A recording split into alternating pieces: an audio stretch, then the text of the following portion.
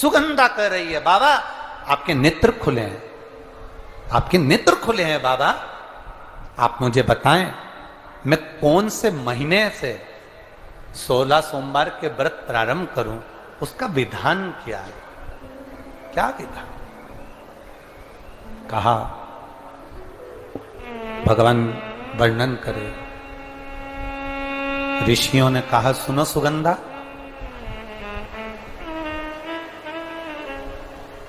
ये 16 सोमवार का व्रत कोई साधारण नहीं है। सुगंधा, संतान की प्राप्ति के लिए अगर 16 सोमवार का व्रत उठाया जाता है तो श्रावण के पहले सोमवार से उठाया जाता है। कब से उठाना चाहिए? श्रावण का पहला सोमवार। सुनो सुगंधा, यदि कोई विशेष बीमारी हो गई, बहुत रोग हो गया, तकलीफों में जिंदगी चल रही हो, बहुत कष्टप्रद जीवन चल रहा, तो बैसाख के महीने के पहले सोमवार से 16 सोमवार का व्रत उठाना चाहिए। और सुनो सुगंधा, उत्तम वर, उत्तम घर, व्यापार, व्यवसाय, नौकरी, पद, प्रतिष्ठा,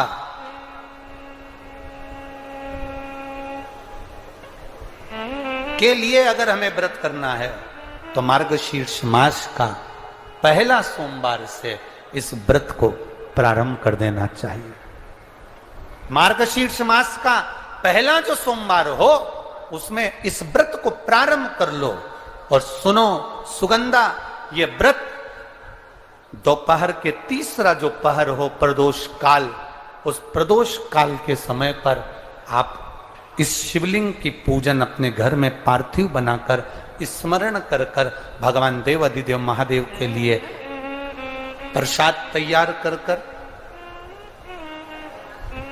आप जिस भाव से भगवान शंकर का आटा सेक कर या चूरमा बनाकर या मलिदा बनाकर जो भी आप बना रहे हैं, उससे 3 हिस्से प्रसाद के इस 16 सोमवार के व्रत में भी होते हैं। कितने हिस्से होते हैं?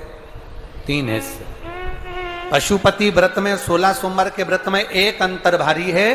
पशुपति व्रत में 2 हिस्से मंदिर में रह जाते हैं, एक हिस्सा अपने साथ आता है और स्वयं को खाना पड़ता है। पर 16 सोमवार के व्रत में यह भाव है, एक हिस्सा भोलेनाथ का रहता है, दूसरा हिस्सा भक्तों के लिए, शिव भक्तों के लिए रहता है, और तीसरा हिस्सा आपके लिए रहता है।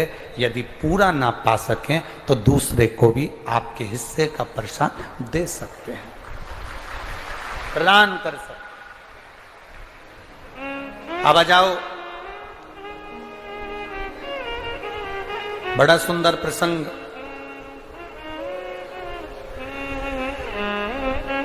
नरसिंह पुराण का आता, एक बड़ा सुंदर प्रसंग आया।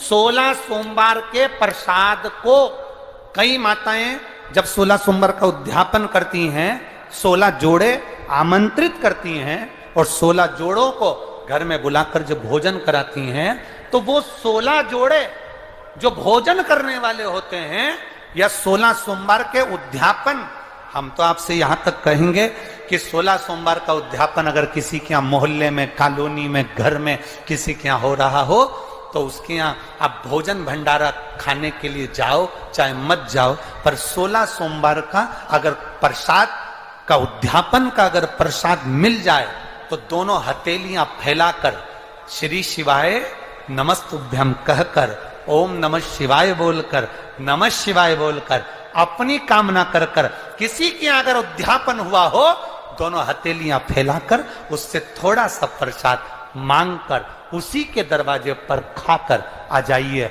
आपकी जिंदगी को सुख का अनुभव हो जाएगा। तो कोई पूछे ये कथा कहां से ली, तो आप बता देना नरसिंह पुराण में यह वर्णन आता है। कौन से पुराण में है? नरसिंह पुराण में वर्णन आया कि एक बहुरोमा नाम का एक दैत्य था, एक असुर बहुरोमा।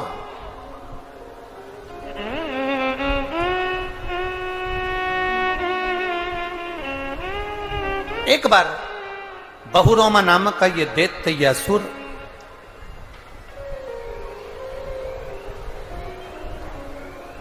मार्ग से निकल कर जा रहा था और किसी एक ऋषिवर ने, एक गुरु ने, एक संत ने उस बहुरोमा दैत्य को देखा। नरसिंह पुराण का चरित्र।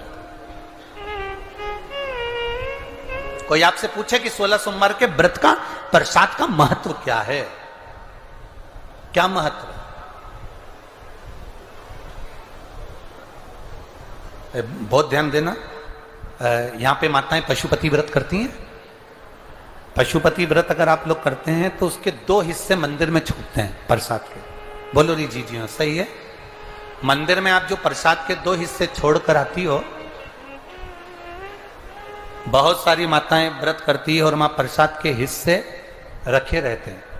मंदिर का पुजारी हो, मंदिर के पंडित जी हो, या मंदिर की कोई नारी, कोई पुरुष, कोई बच्चा, कोई बड़ा, उस प्रसाद को एकत्रित कर लेता है और उस प्रसाद को जो भक्त लोग दर्शन करने आते हैं, जिनका पशुपति व्रत नहीं रहता, या जो दर्शन करने आए, या गांव के बच्चे हों, नगर के बच्चे हों, कॉलोनी के बच्चे हों, उनको वो प्रसाद जो वितरण किया जाता है, शिव महापुराण की कथा कहती है, हजारों हजारों अश्वमेध यज्ञ का जो फल प्राप्त होता है, वो मात्र वो प्रसाद के वितरण से और उसके पाने से प्राप्त हो जाता है। आप लोगों में से कोई माता ने करा कभी ऐसा? अगर कोई प्रसाद चढ़ाकर गया, पशुपतिनाथ व्रत का 2 हिस्सा छोड़कर गया, और बहुत सारी माताओं ने छोड़ दिया और वो सब चली गई, उसके बाद वो प्रसाद रखा रहता है, तो उसको एक तसले में, एक पात्र में एकत्रित करना चाहिए और उसको बांटना। हजारों अश्वमेध यज्ञ के फल के बराबर वो पुण्यता पशुपतिनाथ के व्रत को वितरण करने की, उसको पाने की।